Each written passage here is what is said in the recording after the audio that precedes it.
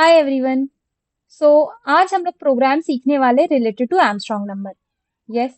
तो चलो सबसे पहले समझते हैं कि आर्मस्ट्रॉन्ग नंबर होता क्या है। एंड इंटरव्यूअर आपको ये क्वेश्चन पूछेगा किस तरीके से। All right. तो इंटरव्यूअर ना आपको कोई भी एक नंबर दे देगा और बोलेगा कि check whether this number is Armstrong और नॉट। ठीक है, ये नंबर आर्मस्ट्रॉन्ग है कि नहीं आप मुझे बताओ। तो आप किस तरीके से बता सकते हो कि ये नंबर आर्मस्ट्रॉन्ग है कि नहीं है। तो आपको क्या करना पड़ेगा ना, सबसे पहले ये नंबर का मतलब ये जो पूरा नंबर इसके अंदर कितना डिजिट है वो चेक करना पड़ेगा। जैसे कि देखो इस नंबर में टोटल कितने डिजिट्स प्रेजेंट है, 1 2 एंड 3, 3 डिजिट्स प्रेजेंट है, राइट। तो आपको ना सेपरेट सेपरेट हर एक डिजिट का क्या करना पड़ेगा, क्यूब करना पड़ेगा। यहाँ पे हम क्यूब क्यों कर रहे हैं, क्योंकि यहाँ पे टोटल थ्री थ्री डिजिट्स है इसीलिए। यानी कि मैं क्या बोलने की कोशिश कर रही हूँ यहाँ पे मैं ये बोलने की कोशिश कर रही हूँ कि आप क्या करोगे, सबसे पहले 1 का क्यूब करोगे। ठीक है। फिर आप 5 का क्यूब करोगे। फिर आप क्या करोगे, 3 का क्यूब करोगे। ठीक है। तो इस तरीके से आप क्यूब करके सबका आंसर क्या करोगे, प्लस करोगे और चेक करोगे कि उसका आंसर क्या आ रहा है। यस। अगर उसका आंसर जो आपने कैलकुलेशन किया उसका आंसर मैच कर रहा है आपके नंबर के साथ में, तो इसका मतलब जो आपका गिवन नंबर है वो एक आर्मस्ट्रॉन्ग नंबर है। ठीक है। तो यही होता है आप लोगों का। अभी लेट्स से कि आप लोगों को मैं यहाँ पे 4 डिजिट्स दे दूं, यानी कि एक ये है, एक ये है, एक ये है, एक ये है। अभी अगर आप लोगों को इसका नंबर पता लगाना है कि ये आर्मस्ट्रॉन्ग है कि नहीं है, तो आप क्या करोगे, यहाँ पे हर एक नंबर का फोर मतलब 4 टाइम्स उसको मल्टीप्लाई करोगे। जैसे कि 1 को 4 टाइम्स मल्टीप्लाई करोगे, 5 को 4 टाइम्स मल्टीप्लाई करोगे, 3 को 4 टाइम्स मल्टीप्लाई करोगे, प्लस आपका जो 4 है उसको 4 टाइम्स मल्टीप्लाई करोगे। 4। ठीक है।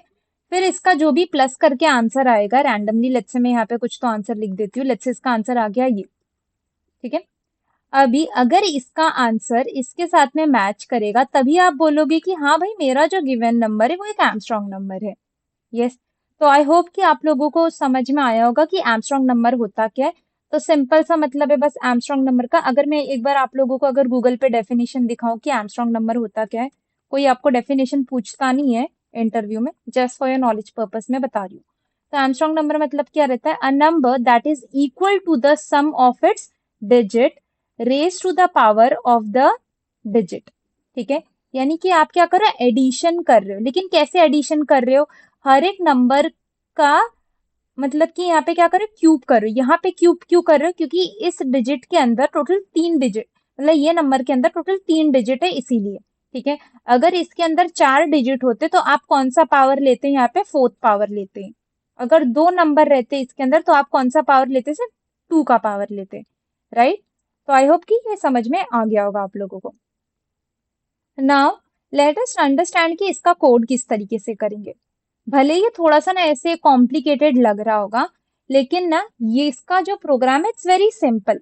अगर आप लोगों को रिवर्स करने का प्रोग्राम आता है ना, मतलब कि किस तरीके से रिवर्स करते हैं नंबर को, एंड उसके पीछे का लॉजिक अगर आप लोगों को पता होगा, so this program is very will be very simple for all of you.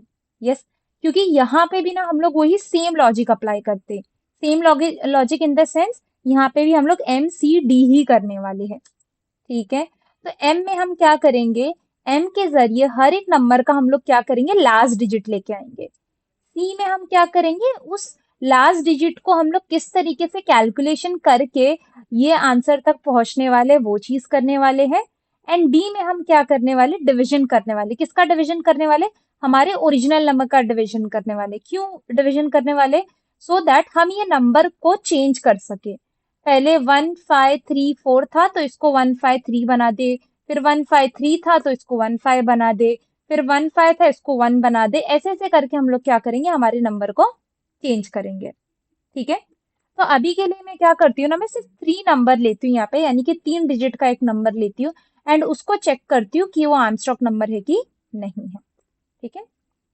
तो यहाँ पे अभी के लिए यहाँ पे मैं क्या कर देती हूँ, 3 डाल देती हूँ सब जगह। एंड इसको जब आप लोग क्यूब करके इसका एडिशन करोगे, सारे नंबर का इंडिविजुअल नंबर का क्यूब करके एडिशन करोगे तो आपको आंसर आएगा ये 153। ठीक है, चल तो एक बार करते हैं हम। तो हमको क्या करना है, सबसे पहले ये जो हमारा ओरिजिनल नंबर है इसके अंदर का लास्ट डिजिट निकालना है। ठीक है, तो अभी अपने को पता है कि लास्ट डिजिट निकालने के लिए हमको यहाँ पे क्या करना पड़ेगा, एक वेरिएबल बनाना पड़ेगा जिसके अंदर हम वो लास्ट डिजिट की वैल्यू हर बार स्टोर करते रहेंगे, राइट। एंड कैलकुलेशन का आंसर स्टोर करने के लिए हम एक दूसरा वेरिएबल बनाएंगे। यस, तो एक बार करते हैं इसको। तो यहाँ पे मैं एक इंट रेम नाम से वेरिएबल बना देती हूँ जिसके अंदर अभी इनिशियली कोई वैल्यू नहीं है, यानी कि 0 है। यस, देन इसके बाद में यहाँ पे मैं एक और वेरिएबल बना देती हूँ कॉमा करके, क्योंकि वो भी इंट टाइप का ही रहेगा तो मैं कॉमा करके ही बना देती हूँ। तो कैल इक्वल टू 0। तो यहाँ पे मेरे पास दो वेरिएबल मैंने बना दिए हैं, राइट। अभी यहाँ पे हम क्या करेंगे, अपने को चाहिए कि भाई ये रिम के अंदर हर बार इसका लास्ट डिजिट आता रहे। तो वो कैसे आएगा रिम के अंदर, तो रिम इक्वल टू, अगर हम लोग करेंगे नम को मॉड 10 करेंगे तो अपने को आंसर क्या आएगा, तो अपने को हर बार उस नंबर का लास्ट डिजिट आएगा, राइट। अब वो कैसे आता है वो ऑलरेडी मैंने आप लोगों को एक्सप्लेन किया था इन रिवर्स नंबर में, राइट। अगर आप इसका रिवर्स करोगे, यानी कि एक बार कर लेते हैं, 153 मॉड 10। मॉड करने का मतलब क्या रहता है, मॉड करने का मतलब रहता है डिवाइड ही करता है, लेकिन डिवाइड करने के बाद में इसके पास में जो भी रिमाइंडर में आंसर बचता है ना, वो रिमाइंडर आपको लाके देता है। ठीक है, मॉड क्या करता है, आपको रिमाइंडर लाके देता है। तो यहाँ पे वो आपको लाके देगा 3। तो ये 3 का आंसर कहाँ पे स्टोर हो जाएगा, आपके रिम में स्टोर हो जाएगा, राइट। अभी कैलकुलेशन में आपको क्या करना है, कैलकुलेशन में आपको ये रिम को 3 बार मल्टीप्लाई करना है। जैसे देखो यहाँ पे लिखा है जो नंबर है उसको 3 बार मल्टीप्लाई करनी, यानी कि उसका पावर क्या रहना चाहिए, 2 रहना चाहिए, 3 रहना चाहिए, राइट। तो यहाँ पे आप क्या करोगे, यहाँ पे आप लिखोगे rem multiply by rem multiply by rim.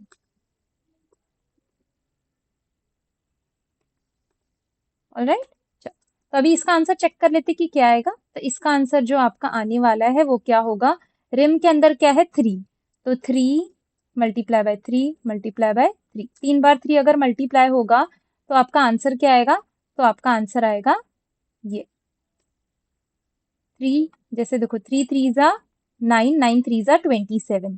तो यहाँ पे आंसर आएगा 27, और ये 27 कहाँ पे स्टोर हो जाएगा, आपके कैल वाला जो आपका वेरिएबल है उसके अंदर, राइट। तो यहाँ तक तो हमें समझ में आ गया। अभी अपने को क्या करना है, क्योंकि ये लास्ट डिजिट तो अपन ने यूज कर लिया, अभी ये ओरिजिनल नंबर के अंदर जो ये 153 है इसको आपको किस में कन्वर्ट करना है, सिर्फ 1 और 5 में कन्वर्ट करना है। तो उसके लिए आप क्या करोगे, ओरिजिनल नंबर को डिवाइड करोगे, किससे डिवाइड करोगे, 10 से। क्योंकि जैसे ही आप ये ओरिजिनल नंबर को 10 से डिवाइड करोगे आपको आंसर क्या आएगा, 153 डिवाइड बाय 10। डिवाइड करने के बाद में आपको आंसर क्या आता है, डिवाइड करने के बाद में एक्चुअल में जो उसका क्वेश्चन रहता है वो उसका आंसर रहता है। ठीक है, यहाँ पे पॉइंट में आपको आंसर नहीं आएगा वैसा। तो यहाँ पे आपके पास में ऊपर रहेगा 15, तो यहाँ पे आपका प्रॉपर डिविजन होगा 15, एंड यहाँ पे 15 आपके पास होगा। एंड ये आंसर आपको कहाँ पे स्टोर करवाना है, आपके नम नाम के वेरिएबल के अंदर ही स्टोर करवा देना है। तो इसलिए यहाँ पे आप क्या लिख दोगे, नम इक्वल टू, यानी कि भाई तू अपने साथ में ही डिवीजन कर, एंड देन इसके बाद में तेरा जो भी आंसर आएगा वो तू अपने अंदर ही स्टोर करवा ले। ठीक है, तो यहाँ पे हम लोग लिख देंगे नम। अभी ये देखो हम लोग ने 3 चीजें कर ली, यानी कि यहाँ तक आपका ये फर्स्ट स्टेप तक हुआ। लेकिन जब तक आप पूरा लास्ट नंबर तक का कैलकुलेशन ना कर लो तब तक आपको चाहिए कि भाई वो यही सेम स्टेप फॉलो करता रहे, राइट। तो आपको यही same step repetitive time perform करवाना है। तो इसके लिए हम क्या करेंगे, तो इसके लिए हम एक व्हाइल लूप यूज करेंगे, और ये व्हाइल लूप के अंदर मैं ये पूरा का पूरा कंडीशन ऐड कर दूंगी, राइट।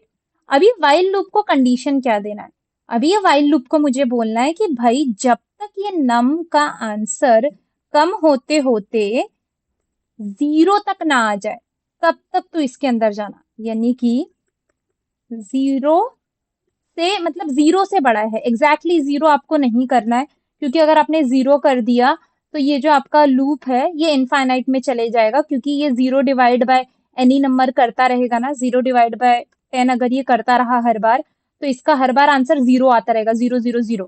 तो ये कभी इस वाइल लूप से बाहर ही नहीं आ पाएगा। यस, तो इसीलिए आपको याद रखना है कि आपको ये ग्रेटर देन ही रखना है, ग्रेटर देन 0 ही रखना है। ठीक है, चलो, तो आई होप कि ये वाला चीज आपको समझ में आया होगा। अभी मैं क्या करती हूँ ना, एक और बार इस लूप को घुमाती हूँ। जैसे देखो, ये नम की वैल्यू क्या बन गई, 15। पहले क्या था इसका नम का वैल्यू, पहले था 153, फिर बाद में ये नम की वैल्यू क्या बन गई, 15। ये चेक करेगा क्या ये 150 से बड़ा है, वो बोलेगा हाँ बड़ा है। तो अब वो क्या करेगा, 15 को मॉड करेगा 10 से। अगर हम 15 को मॉड करेंगे 10 से, तो आपका रिमाइंडर क्या बचेगा, 5, राइट। तो अब ये क्या करेगा, आपका 5 लेके जाएगा और 5 × 5 × 5 कर देगा, राइट। तो यानी कि वो जब यहाँ पे 5 × 5 × 5 करेगा, तो वो आंसर आपको क्या लाके देगा, 5 5 ज़ा 25, 25 5 ज़ा 125, राइट। तो वो क्या करेगा, कैल के अंदर का पुराना वैल्यू हटा के 125 कर देगा, राइट। लेकिन आपको कैल के अंदर का पुराना वैल्यू हटाना है क्या, नहीं। आपको क्या करना है, पुराना वैल्यू रहे, पुराने वैल्यू के साथ में ये नया वाला आंसर आए, राइट। तो यहाँ पे आप क्या करोगे, बोलोगे कि भाई तू पुराना वैल्यू मत मिटा, तो पुराने वैल्यू के साथ में इसके मल्टीप्लीकेशन का जो भी आंसर आएगा उसको इसके साथ में ऐड कर देना। ठीक है, पहले वो क्या करेगा, हमेशा मल्टीप्लाई करेगा, इसके बाद में ही वो जाके क्या करेगा, एडिशन करेगा, as per the BODMAS rule, right. तो ये कुछ इस तरीके से आपका ऑपरेशन परफॉर्म करेगा। तो इस बार वो क्या कर देगा, पहले क्या था हमारे पास, पहले 1 था, तो 1 प्लस 120, सॉरी पहले क्या था, 27 था, राइट। तो अब ये क्या करेगा, इन दोनों का एडिशन करेगा एंड इन दोनों का जो भी एडिशन का वैल्यू आएगा वो इसके अंदर स्टोर कर देगा, राइट। फिर इसके बाद में नेक्स्ट स्टेप में ये इसके पास जाएगा। अब वो क्या करेगा, 1 5 को मॉड करेगा किससे, 10 से। तो 1 5 को जैसे ये मॉड करेगा 10 से, इसका आंसर आएगा 1। ठीक है, अब ये 1 लेके जाएगा किधर, इस वाइल लूप के पास। अभी ये क्या करेगा, ये 1 मॉड 10 करेगा, 1 10 से डिवाइड होगा नहीं, तो आपको रिमाइंडर में आंसर क्या आने वाला है, सीधा सीधा 1 ही आंसर आने वाला है। तो यहाँ पे आंसर आपका क्या आ जाएगा, 1 आ जाएगा, राइट। अभी ये क्या करेगा, कैल के अंदर इसके ऑलरेडी क्या स्टोर है, इन दोनों का एडिशन का जो भी आंसर था ना वो इसके अंदर स्टोर है। अभी वो यहाँ पे क्या करेगा, 1 × 1 × 1 करेगा, यानी 1 × 1 करेगा, तो इसका जो भी आंसर आएगा वो इसके साथ में क्या कर देगा, ऐड कर देगा। अभी जैसे ये पूरा का पूरा ऐड करेगा ना, तो इसको आंसर मिलेगा 120, 153। ठीक है, अभी वो नीचे फिर से जाएगा और क्या करेगा, इस बार 1 को डिवाइड करेगा 10 से, तो इसका आंसर 0 आएगा। ठीक है, तो वैसे, तो अगर इसका आंसर 0 आया, अभी ये कंडीशन क्या हो जाएगी, फेल हो जाएगी, क्योंकि 0 इज नॉट ग्रेटर देन 0, तो ये इसके अंदर जाएगा नहीं। तो यानी यहाँ पे आपका आंसर आ गया है, राइट। अभी मैं एक बार ना आप लोगों को प्रिंट करके दिखाती हूँ कि इसके अंदर आंसर क्या आ रहा है असल में कैल में। ठीक है, एक बार पहले प्रिंट करते हैं, फिर इसके बाद में मैं आपको आगे का बताती हूँ कि कैसे करना है। तो एक बार रन करके देख लेते हैं। तो देखो आंसर क्या आया, 153 आया, राइट। यानी इसका कैलकुलेशन जो है वो एकदम इसके बराबर ही है। अगर मैं यहाँ पे 1 2 3 लिख दूँ तो देखते क्या आता है। तो देखो 1 2 3 का आंसर आ रहा है ये 36। ठीक है, कैसे 36 आया, 1 का क्यूब करो, 2 का क्यूब करो एंड 3 का क्यूब करो, आपको खुद ही मतलब, और फिर सबको ऐड कर दो, आपको खुद ही समझ में आ जाएगा। ठीक है, चल, लेकिन यहाँ पे अपने को प्रिंट नहीं करवाना है, अपने को चेक करना है कि भाई क्या ये गिवन नंबर आपका आर्मस्ट्रांग नंबर है या नहीं है। तो इसके लिए यहाँ पे हम क्या करेंगे, इसके लिए यहाँ पे अपने को इफ एल्स लगाना है। इफ ये वाला जो नम है इज इक्वल टू किसके बराबर, आपके कैल के बराबर। अगर ये आपके कैल के बराबर हुआ, यानी कि जो इसके अंदर फाइनल आंसर है अगर हुआ, तो यहाँ पे लिखने का सिसो में this is an Armstrong number. ये दिस के जगह पे आप डायरेक्टली वो नंबर लिख सकते हो। तो यहाँ पे लिख देते हैं num plus is an Armstrong number, Armstrong number. ठीक है, या फिर एल्स में हम क्या लिखेंगे,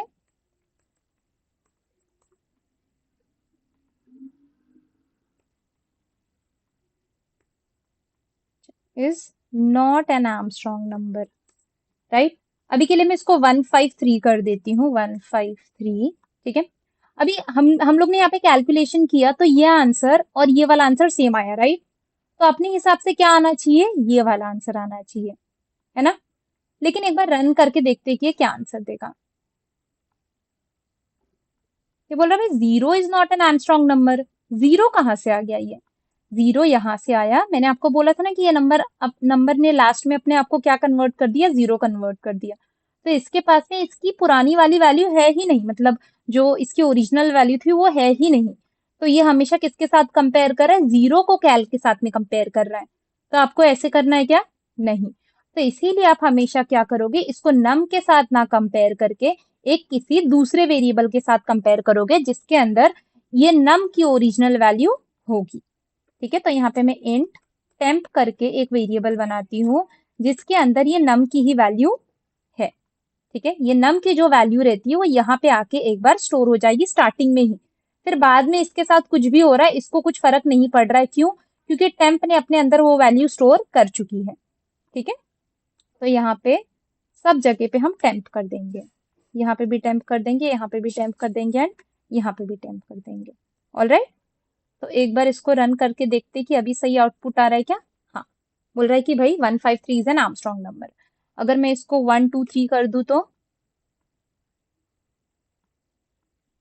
तो बोलेगा 123 is not an Armstrong number, ठीक है। तो आई होप कि आप लोगों को ये पूरा का पूरा लॉजिक समझ में आया होगा कि किस तरीके से हम लोग ये आर्मस्ट्रॉन्ग नंबर का प्रोग्राम सॉल्व करते हैं। यस।